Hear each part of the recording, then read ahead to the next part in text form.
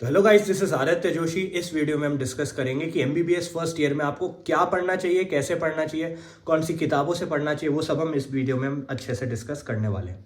अब ये video important इसलिए होने वाली है क्योंकि क्या होता है, नीट में तो तुम्हें पता है फिजिक्स, केमिस्ट्री, बायो है, लेकिन जब आप एमबीबीएस में आते हो तो 19 अलग अलग सब्जेक्ट्स आ जाते हैं और बच्चों के लिए ना कुछ दिमाग खराब होने वाली बातें होती है कि हम कहाँ से पढ़ें, क्योंकि सब अलग अलग लोग अलग अलग बुक्स रिकमेंड करते हैं।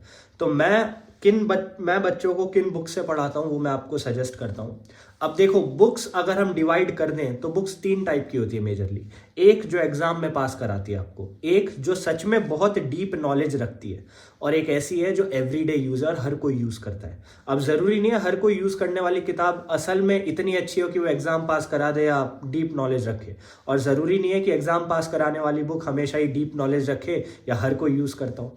तो इस हिसाब से मैं आपको बुक्स बताऊंगा।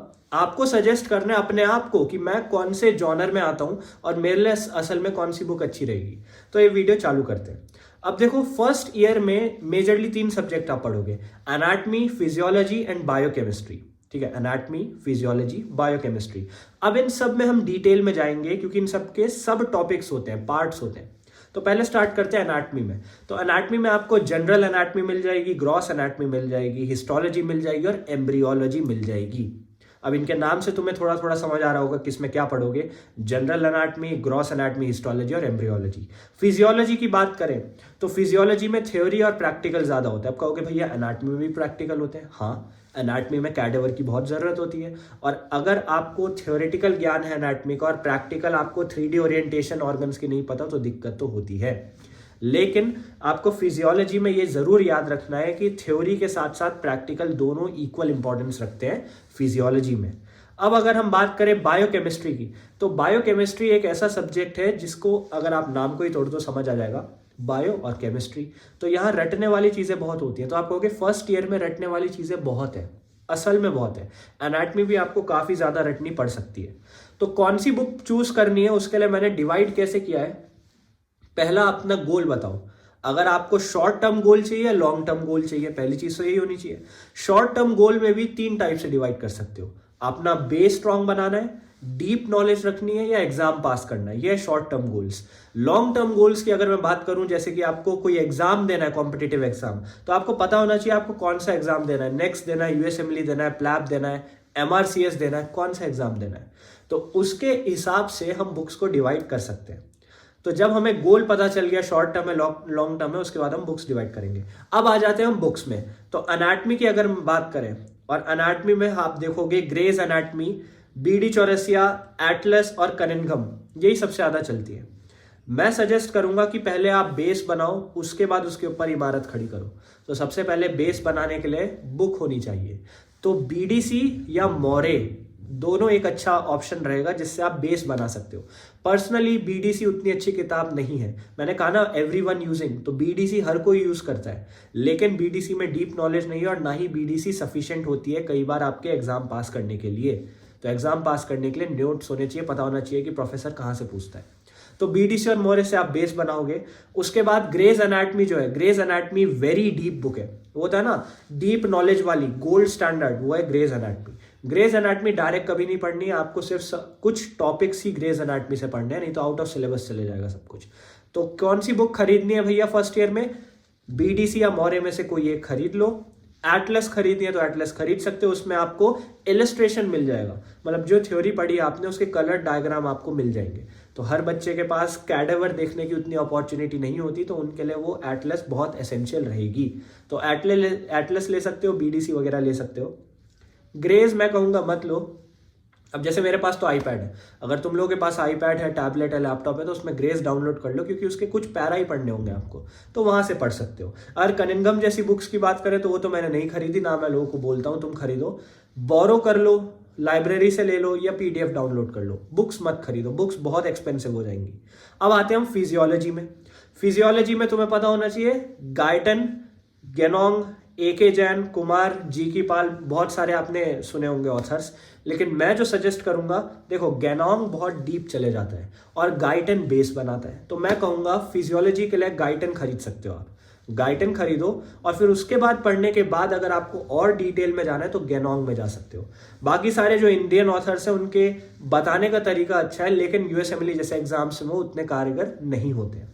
हिस्टोलॉजी और एम्ब्रियोलॉजी, उसमें हिस्टोलॉजी और एम्ब्रियोलॉजी की अगर हम बात करें तो भैया ये तो हम एनाटमी के अंदर भी पढ़ते हैं। हाँ, एनाटमी के अंदर पढ़ते हो, न्यूरो एनाटमी भी पढ़ते हो, लेकिन ये सब अलग जॉनर में आ जाते हैं, इनके अलग ऑथर्स पाए जाते हैं, तो इनको अलग किताबों से पढ़ते हैं लोग। जैसे इंदरबीर सिंह करके एक ऑथर है जो कि हिस्टोलॉजी और एम्ब्रियोलॉजी के लिए अच्छा माना जाता है, उसकी बुक आप खरीद सकते हो। ठीक है, तो अगर हम ऊपर से दोबारा चले तो एनाटमी के लिए क्या खरीदनी है, बीडी चौरसिया मौर्य खरीद लो, फिजियोलॉजी के लिए गाइटन खरीद लो, और हिस्टोलॉजी एंड एम्ब्रियोलॉजी के लिए इंदरबीर सिंह खरीद सकते हो। अब एम्ब्रियोलॉजी का क्या यूज है, हिस्टोलॉजी का क्या यूज है? हिस्टोलॉजी सेल रिलेटेड है, एम्ब्रियोलॉजी जब आप अच्छे से पढ़ लेते हो तो आगे जाके पीडियाट्रिक्स में भी उसका काफी यूज आता है, तो उसका बेस बनाना बहुत जरूरी है। अगर हम और आगे चलें तो फिजियोलॉजी ये सब हो गया। बायोकेमिस्ट्री में आते हैं। बायोकेमिस्ट्री में 3 सबसे फेमस किताबें मैं बोल देता हूं, हार्पर, वासुदेवन और सत्यनारायण, यही 3 किताबें पाई जाती हैं। अब हार्पर, वासुदेवन और सत्यनारायण में देखो, वासुदेवन बहुत डिटेल्ड है, वासुदेवन बहुत डिटेल्ड है। सत्यनारायण ऐसी किताब है जिसमें टू द पॉइंट लिखा है। सत्यनारायण अगर आप पढ़ लेते हो तो आप एग्जाम्स पास कर सकते हो। और अगर मैं उसकी बात करूं हार्पर की, तो हार्पर एक ऐसी किताब है जो हर कोई यूज करता है।